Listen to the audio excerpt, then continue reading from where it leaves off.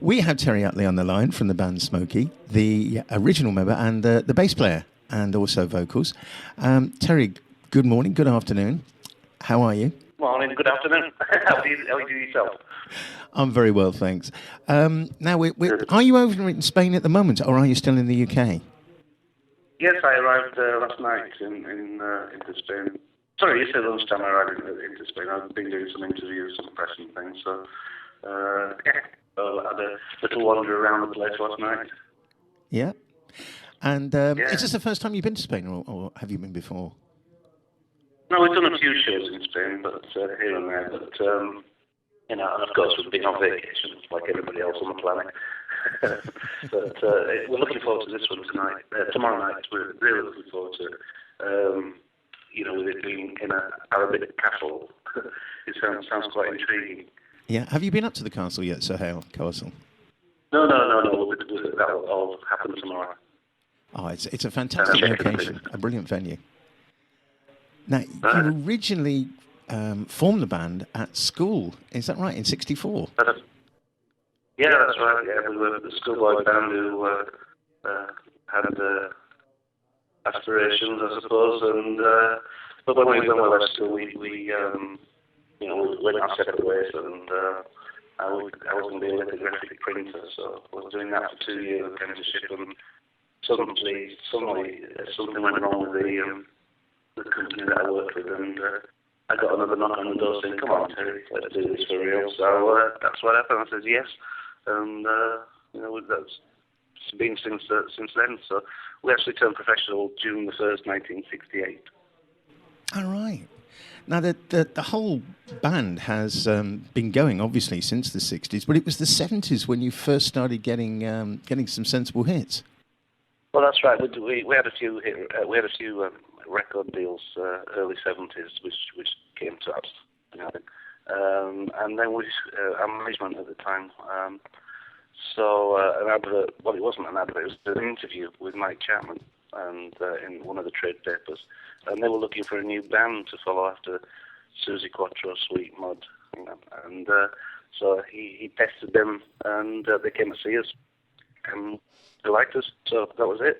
So we were in the studio then in '74, making the Pass It Around album, which was a total disaster. and then it was '75 when while we were actually making our second album in Paris, which was changing all the time, and we got the news that If You Think You're Not Alone, we was getting into the charts back in the UK. Now, it's a funny thing, isn't it? Because If You Think You Know How to Love Me got to number 3, I think it was, in July '75. That's right. And That's right. That was the one which first sort of got Smokie obviously well known and well noticed. And then Don't Sing Your Rock and Roll to Me followed that in October '75. That got to number 8. So it was a good year, '75. That's right. It's a very good year for starters, and you just pinch yourself. You actually got one hit record. I still do today pinch myself, but there were far more, and it's given me a great life and a great career. Now I got to ask you. Obviously, at that time, you're on top of the pops. You're in the charts. You're doing tours and things like that. Did it come as sort of a big shock, all this sort of thing happening to you, or was it something which you thought, hang on, we're waiting for this, it's going to happen soon? No, it can never depend on anything like that. But when you're kids, you don't think about the future. You have no dependence. You have no money. You haven't a house. You're there with your parents, and it was just you have no brain, I think. But and. So I mean, I look back now and think, what would I have done if it hadn't have worked?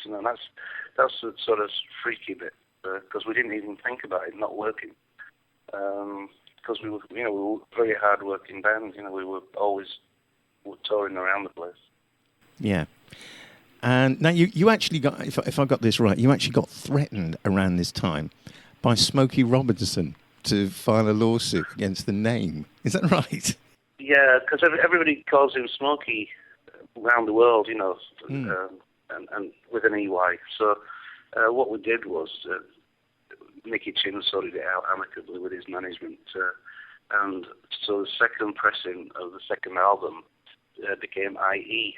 So we used the same logo, but with just a couple of different letters, you know. So it was a smooth transition, really. But we got maximum publicity out of it. So. and thank God it was early days. Yeah. Now, the band continue to perform, obviously, all around the world. I know that you do quite a lot of work in Germany, don't you? We toured Germany extensively, and like we do South Africa or South Korea or Australia. Germany's easy to get to, of course, because you know you can just pop over for the weekend, you know, and you'd be nowhere near the one that you did last week. So Germany was very kind to us in the year 70s as well. I remember at one point we had, I think it was 6 singles in the top 30 and 4 albums in there at the one time. It was just freaky. So, you know, I don't know what it was all about, but it happened.